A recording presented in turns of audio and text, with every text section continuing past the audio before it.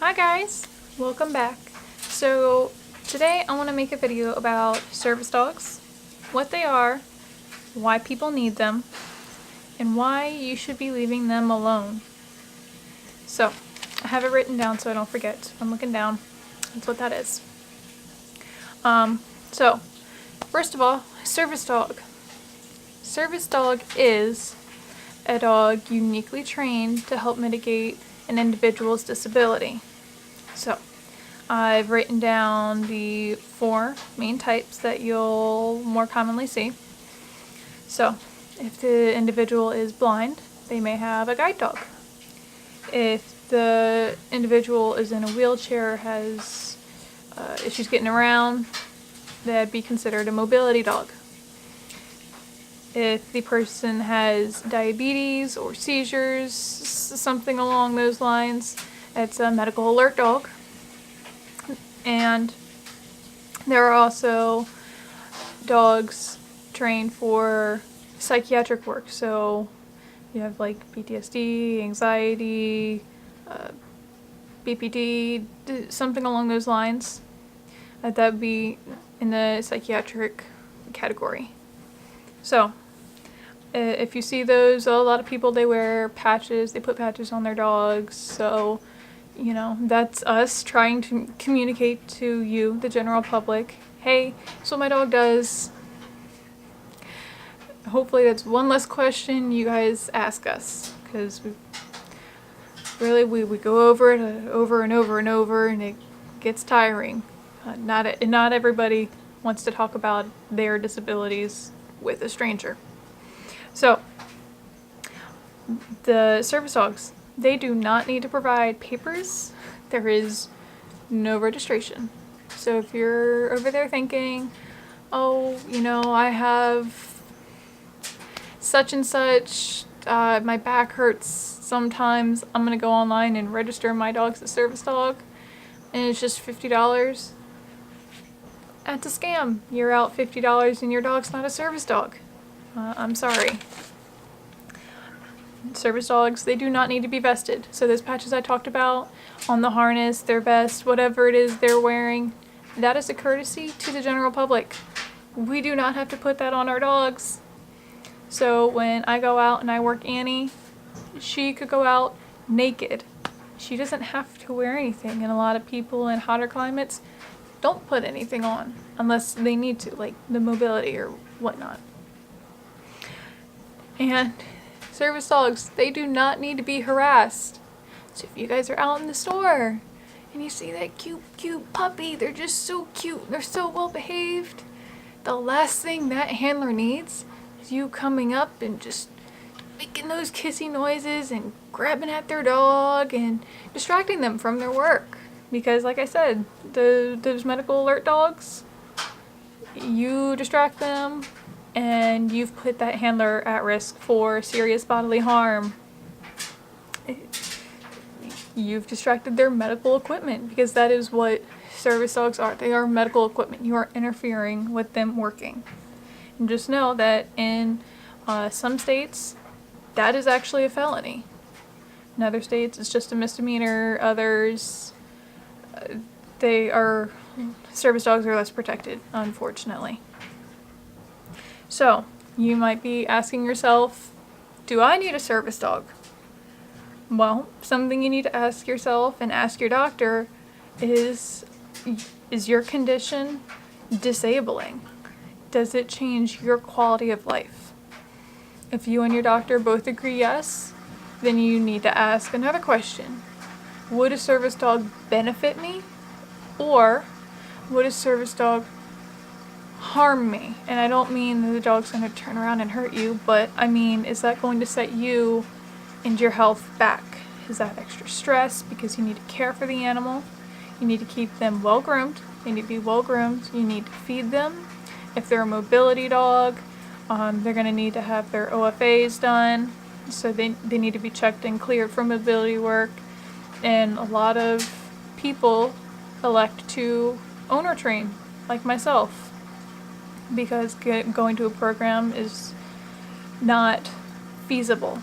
So now you're paying for those training classes. So So you need to ask yourself, is this the right treatment for me and my disability? And if the answer is still yes, then there are lots of Facebook groups out there to educate. You can ask myself, and there are a plethora of other YouTubers with disabilities that are open and willing to help, and some of them even have training videos to help you get started. Also, you need to think about your need before breed. That is a very big thing in the service dog world. Need before breed. Just because a dog is pretty and you love that breed does not mean it will fit your disability. So you need to think about that, yourself and the dog. So, if you're out in public and you see a dog, you don't know if it's a service dog, they're kind of out there, well, I want to go pet the puppy. You have two options, okay? You can go up to the handler. Excuse me, is this a service dog? If they answer yes, they might already answer your second question and be like, she's working, please leave her alone. If they don't, you may then ask, may I pet them? If they say no, take that, respect that, because you don't know what they're going through. You need to respect their space. Thank you. You need to respect their space and their privacy. Your other option, option B, let them be.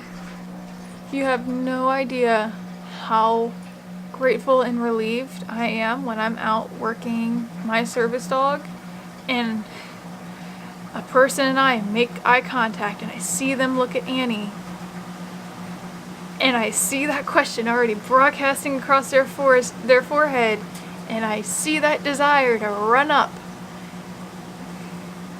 I can shake my head no and kind of turn. The person either kind of catches on and they walk away and I'm relieved, or they don't. And now I need to educate them on why that's not appropriate and educate them on service dog etiquette. It's not just service dog etiquette either, it's being polite to individuals with disabilities, because I don't always look disabled. And you get comments like, well, you don't look disabled, or what's wrong with you? What happened? You're too young for that. Just know that we're having an internal screaming fit because we hear it over and over, and it's so frustrating for us. Disabilities do not discriminate. Sorry. So, if you see the dog, you have those two options, ask or let them be. If you suspect that this service dog is a fake, they're not behaving well, they're not healing, they're not under the handler's control, they are urinating or defecating in the facility, wherever you're at, it doesn't represent a service dog, you have all the power to find a staff member or somebody of authority wherever you're at. So if you're in Walmart, you go find a Walmart employee. Hey, there's a person over here, they have a dog, they have a vest on that says it's a service dog, but something's not right. Right? And that staff member is now informed, and they have two options. A lot of options, guys. They have two options. Sometimes they don't care. Yep, okay, thank you. And off the pop. They don't care. Or they can be responsible and they go up to the handler and they ask them the two questions. If you're a handler, you know about the two questions. So, is this a service dog? And this is a service dog. What tasks do they do to help you mitigate your disability? Alright? Now, they cannot make you have the dog task.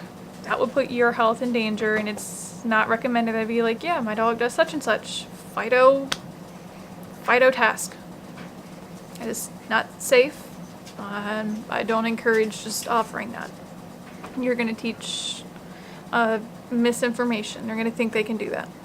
And that's not helpful for the rest of us. So, that is my information to you guys. If you have any questions, leave a comment. If you found this informative and helpful, interesting, give a thumbs up. And if you want to see more videos, subscribe. Okay, bye.